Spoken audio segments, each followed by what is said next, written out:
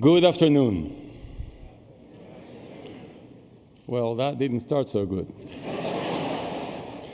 We have guests from all over the world with us this afternoon. Don't you want to show them how MIT greets a new president? Let's do it again. Good afternoon. I want to thank you all for joining us as we celebrate a wonderful tradition, the installation of a new president. Your presence honors MIT, an institution strengthened throughout its history by the highest standards of excellence, integrity, and service, and by its openness to people from around the world who share MIT's remarkable culture of learning, discovery, and innovation. By witnessing today's ceremony, you're stating your desire for MIT to continue to embody everything that is good and principled about higher education. I humbly recognize that I'm just a steward of something bigger than myself and much bigger than all of us. I'm the temporary guardian of an institution that means so much to so many, and in that capacity, I sincerely thank you all for being here.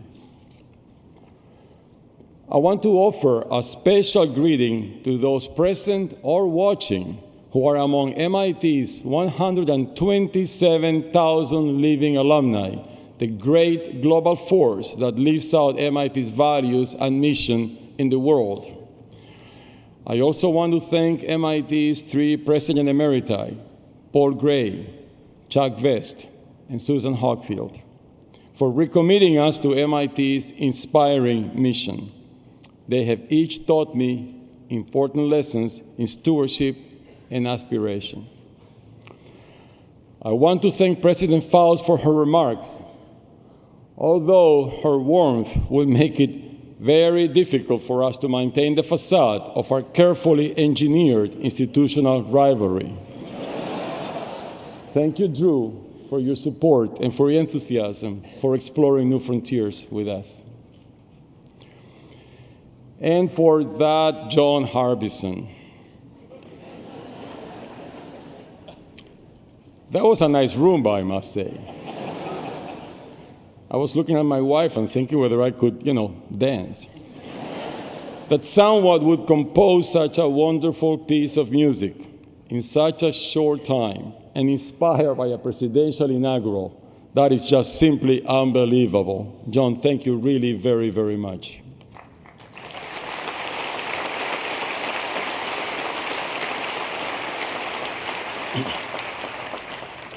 And I'm deeply grateful to our many distinguished academic colleagues from all over the world for the privilege of their company this afternoon.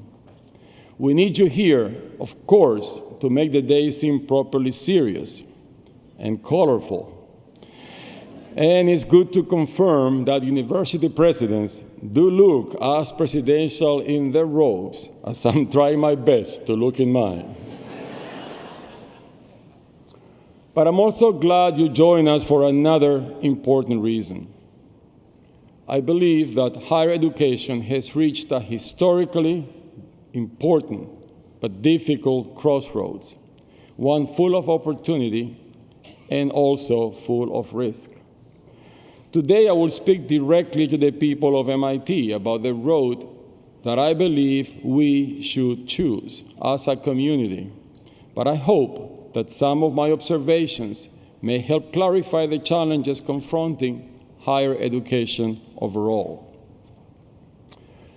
The world's universities rank among humanity's finest, most enduring, and most productive inventions. By shaping minds and creating knowledge, they helped give birth to modern civilization. They have produced a rich understanding of nature and humanity. They have blessed us with science-based advances that have transformed daily life and elevated the human condition. And they serve as superb catalysts for innovation, entrepreneurship, and economic growth. Today, the world faces grave problems around water and food, poverty and disease, energy and climate. And society needs the creative force of its universities more than ever. Yet, just when the world needs us the most, we find ourselves at the threshold of a historical transformation. This technological transformation has potential to reshape the education landscape and to challenge our very existence. In deciding how to respond, universities stand at a crossroads of risk and opportunity. I will speak first about the risks and challenges, but what I really want to focus on are the opportunities, so please stay with me. The idea of educational technology is not new, but today it is newly serious and powerful. And it is coming on the scene at a moment when higher education is already struggling with the growing problem of cost. As you well know, many families find the sticker price of higher education unbearably high. That's one painful dimension of the cost problem. But it may surprise you to learn that at the same time, universities are straining to cover the actual cost of educating students. At a major private university like MIT, which centers on education through intensive, hands-on science and engineering research, we have to invest more than 3 times as much to educate our undergraduates as we receive in net tuition. That is tuition minus financial aid. More than 3 times as much. In the long run, this is not a sustainable financial model. Fortunately, at MIT, thanks to the generations of generosity from our alumni and friends, we are still able to offer our undergraduates a world-class education without requiring them to take on unacceptable debt. But of course, across the country, many institutions, and therefore many students, are not so fortunate. Yet the fact remains that to fulfill the mission of MIT, we must subsidize a deficit that no business could tolerate, a deficit that we may not be able to subsidize forever. For MIT and for many of our peer institutions, this imbalance has presented an uncomfortable financial challenge for some time. But today, this financial challenge is building to a crisis point. Why?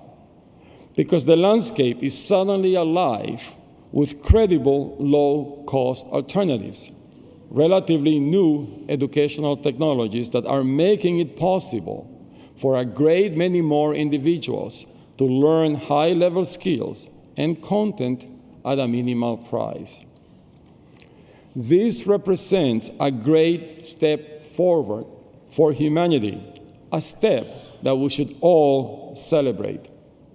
And I'm deeply proud that MIT and its edX partners, Harvard and UC Berkeley, are helping to lead this revolution.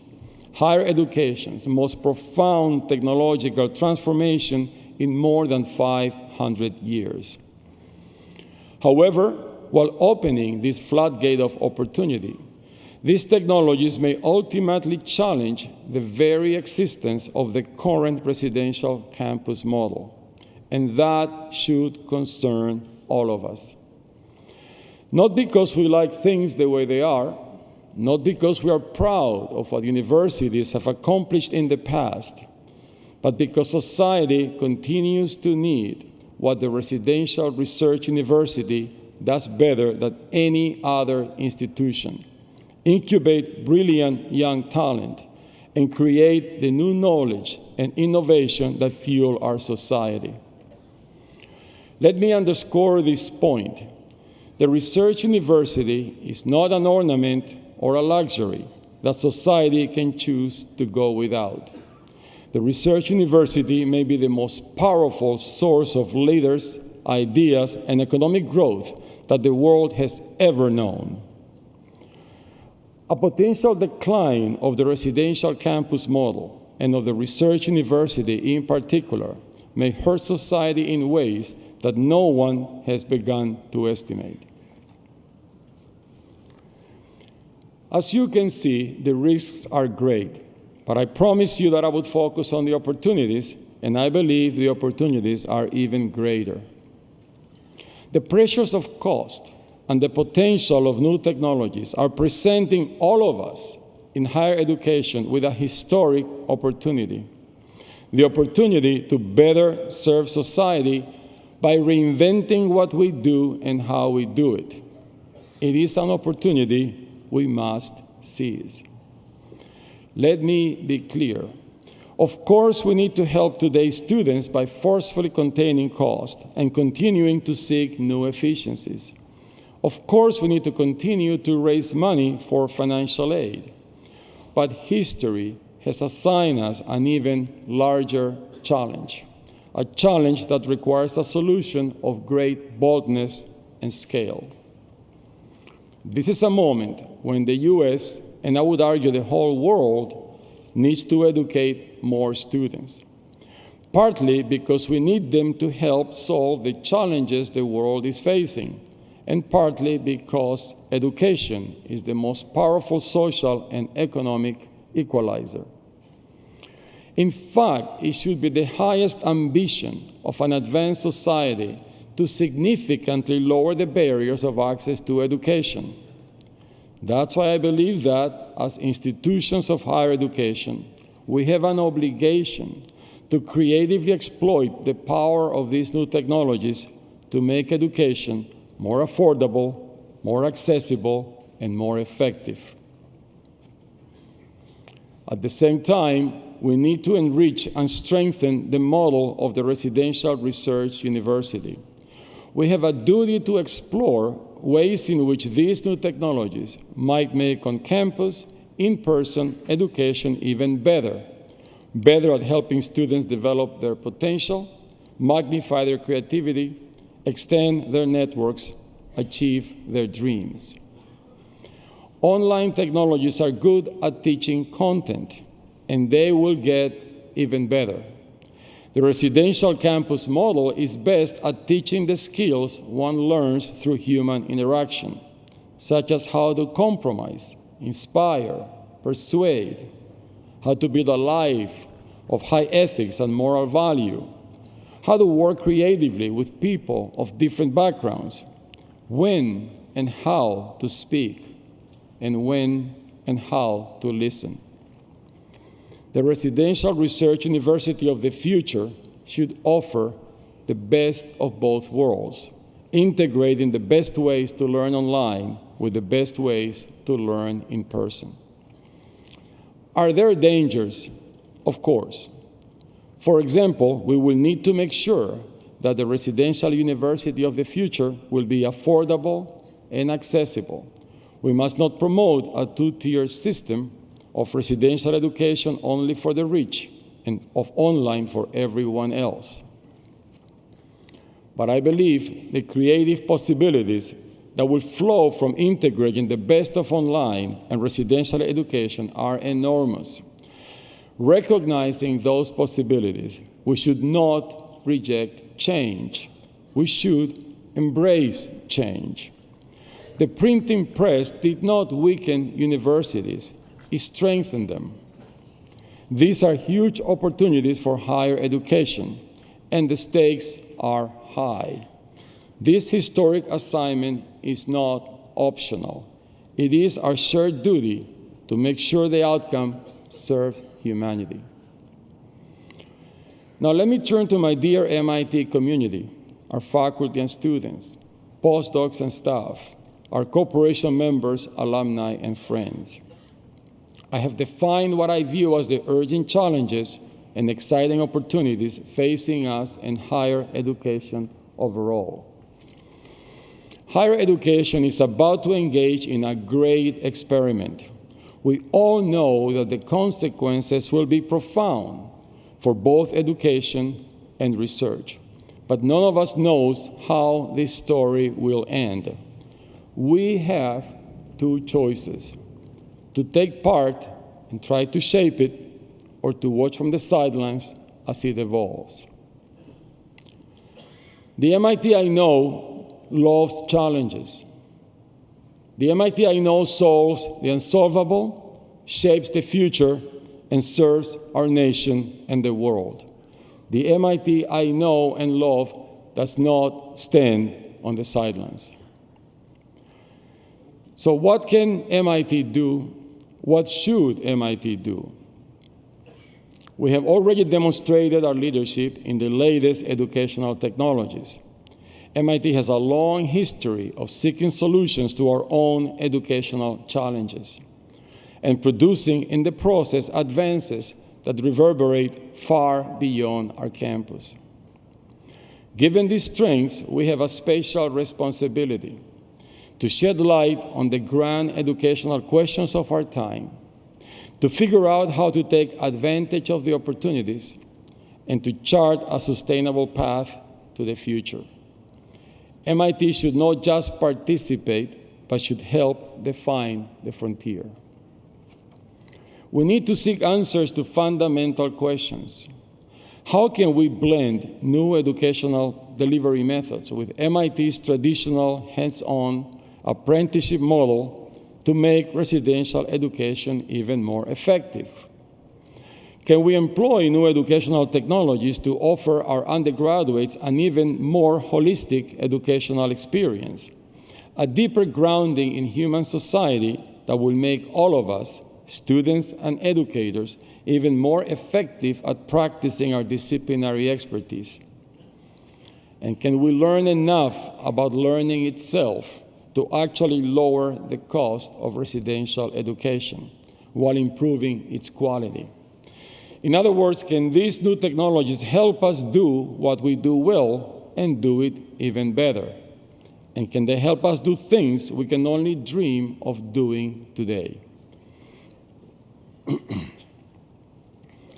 I want MIT to play a leadership role in seeking these answers, and I need your help.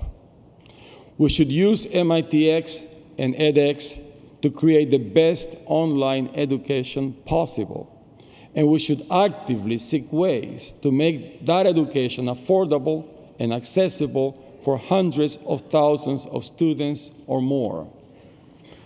At the same time, we should figure out how these technologies can strengthen the education we offer here on our campus. In the great MIT spirit of learning by doing, we should use our entire campus community to invent the residential education university of the future, right here. I'm determined to find the right way to address these large questions, and I will seek advice from across our community on how best to proceed.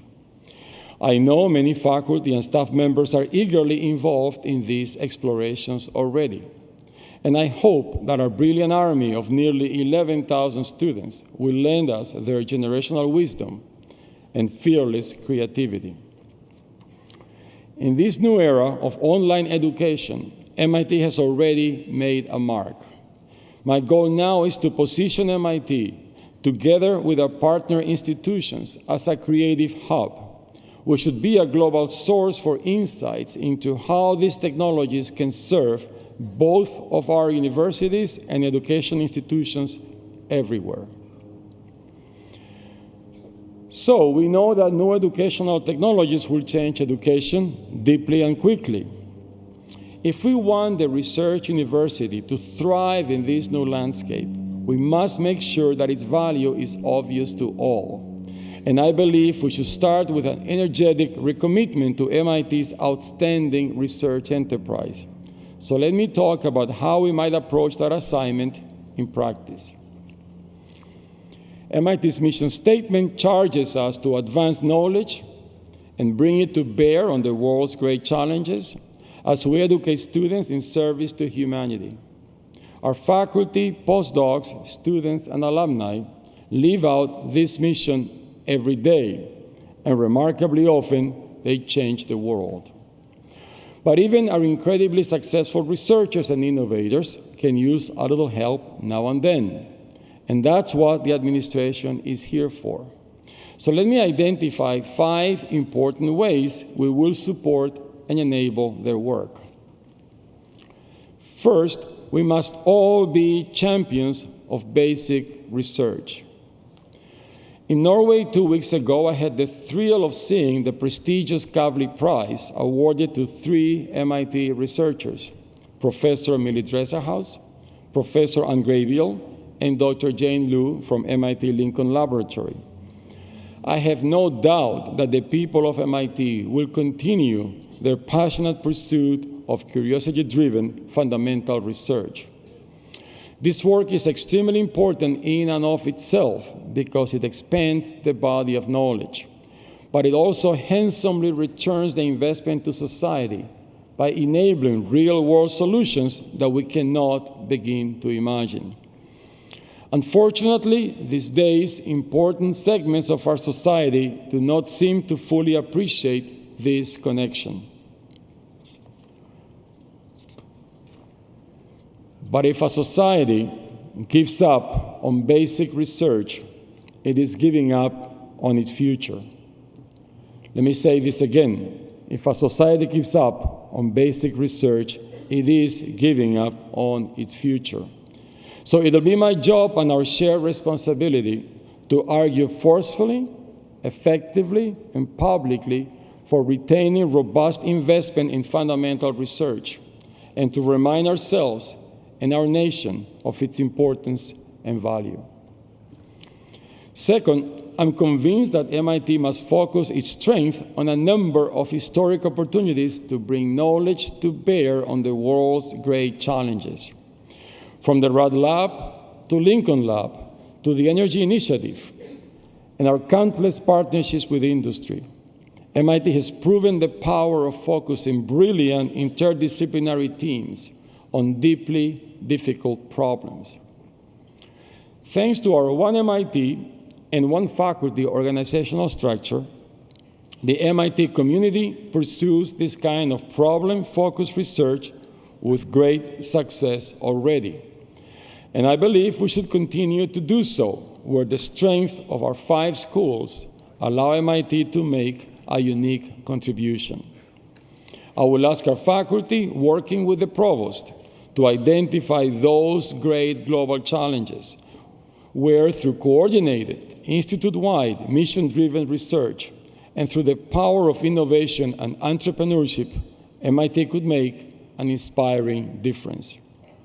I could suggest examples: manufacturing, big data, healthcare, water, food, the environment. But I'm much more interested in tapping the collective wisdom of our faculty, as well as that of our postdocs, students and staff, corporation members, alumni, and friends. Addressing these or other challenges effectively will require significant resources. So I will ask also the provost to explore where and how the administration could offer the most effective support. Third, we must take new steps to support our culture of innovation and entrepreneurship. Thanks to the brilliant ideas and creative drive of our faculty, postdocs, students, staff, and alumni, MIT already anchors a remarkable hotbed of innovation here in Cambridge and throughout the greater Boston region. And more than 26,000 active companies, MIT companies, already employ 3.3 million people across the globe. With the right facilities, alliances, and programs identified by our faculty, we can build on that lead and continue to serve as one of the most powerful engines of innovation and entrepreneurship in the world. Fourth, we must realize our full potential as a university with global impact. The humanity we serve stretches across the planet, and it is clear that we must prepare our students to succeed in a global economic environment. So it is extremely important that we continue our active engagement with the rest of the world. MIT's network of global collaborations has expanded in the last few years. led by our faculty, it will likely continue to grow slowly, deliberately, and strategically in the next few years. It will be the duty of the administration to work with faculty leaders to make sure that as we increase and strengthen our international collaborations and collaborators, we fulfill MIT's mission and build MIT's strength for the future. Fifth and finally, I will lead MIT to continue to make significant contributions in the area of race and diversity, equity, and inclusion. From the findings of the Initiative on Faculty, Race, and Diversity and the reports of the Institute Diversity Summit, we have many compelling suggestions for practical change. These include better ways to search for and mentor new talent, and to improve the orientation process for new members of our community. I'm asking every member of the administration to work closely with me to make sure that our best practices become the norm across MIT. But beyond such practical changes, I believe we still have some learning to do together as a community. I know myself some of what it feels like to be different. I never experienced it at MIT, but I have experienced it.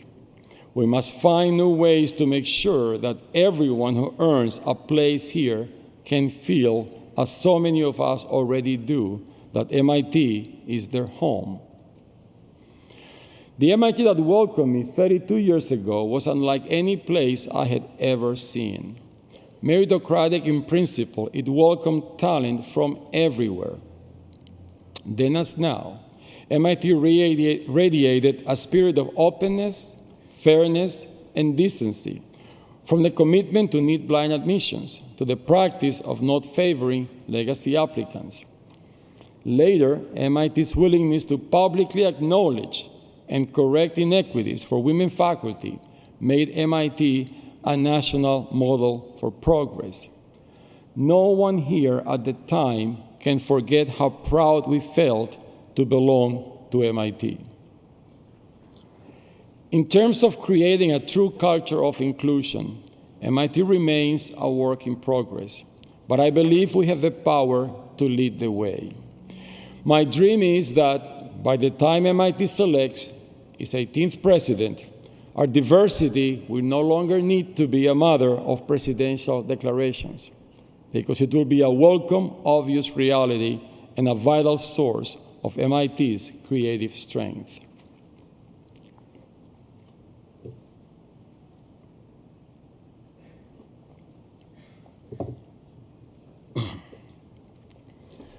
I have big dreams and goals for MIT.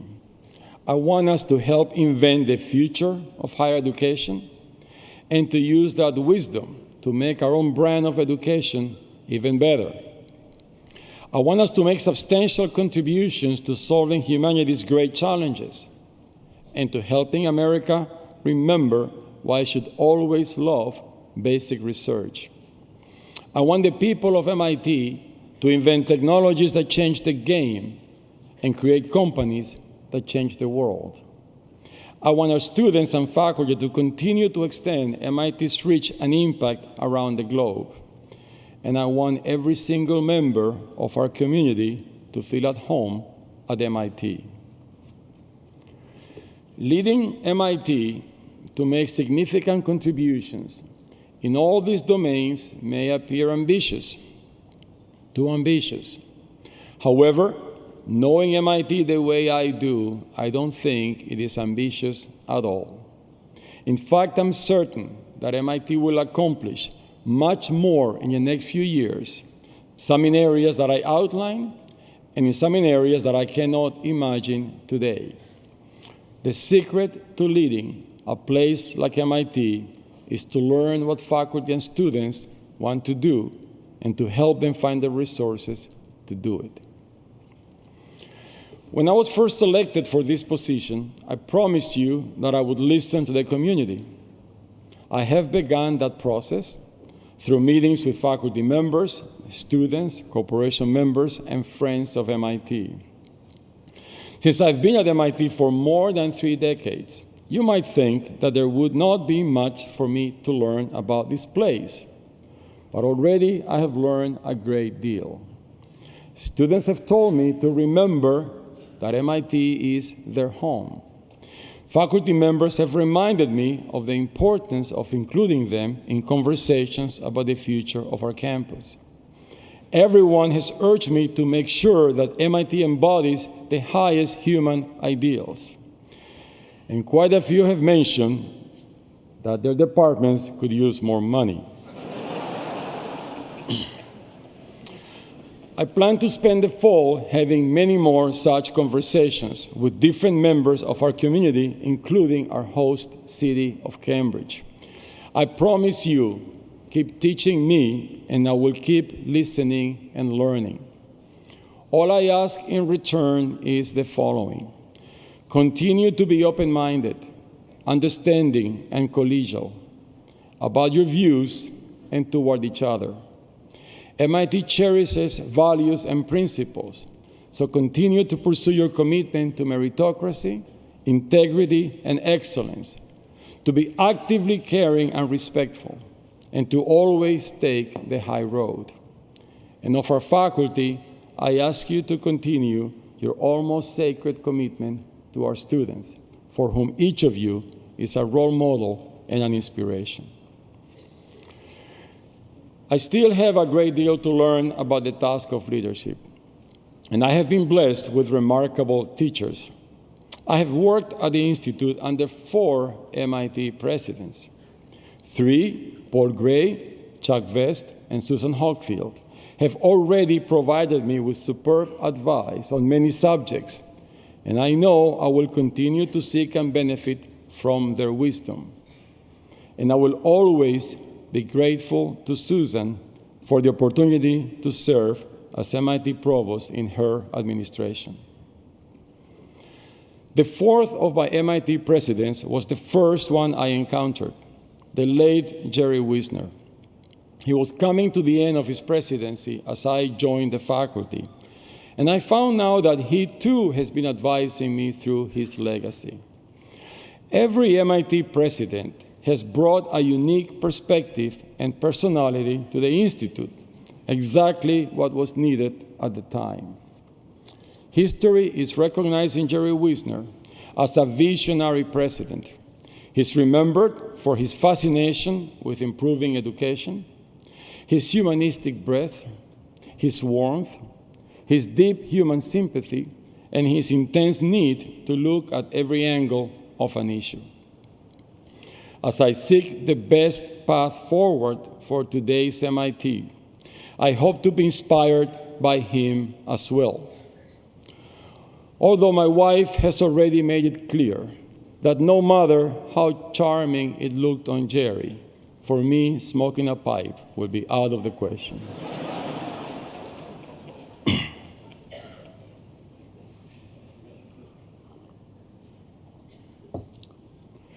I want to conclude by celebrating and thanking the good people of this world, while at the same time honoring a most important couple in my life. Each of you listening may recognize a couple like them in your own family, the kind of couple that dreams of a better life for their children. The couple in my story left Eastern Europe in the late 1930s, during one of the darkest periods in its history, and found refuge in South America.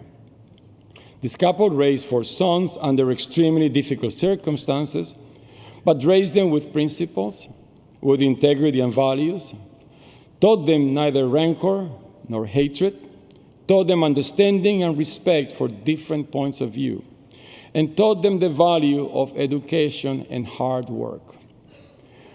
Out of the goodness of good people, this couple escaped direct catastrophe to eventually see their children have a better life than that they had. So today, I want to honor everyone who is struggling and who dreams of a brighter future for their children, and to tell each of them that there is hope. Because the youngest son of the couple in my story eventually became the 17th president of one of the most remarkable educational institutions the world has ever seen.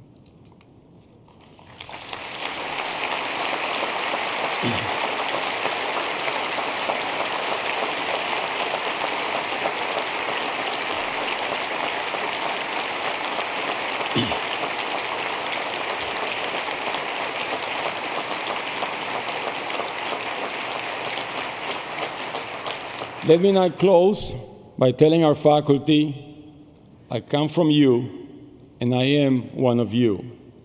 We share the same principles and values. To our students, I know that MIT is your home. For my wife, Chris, and me, it is now also our home. To our staff, thank you for the vital work you do that gives MIT the power to serve the nation and the world. To our corporation and alumni, and to our many friends, thank you for your support, your shared commitment, and high expectations. We want you to be proud of us. In short, to all the members of the remarkable MIT community, we are all in this great enterprise together. We have a great deal to accomplish, and the world is waiting, so let's get started.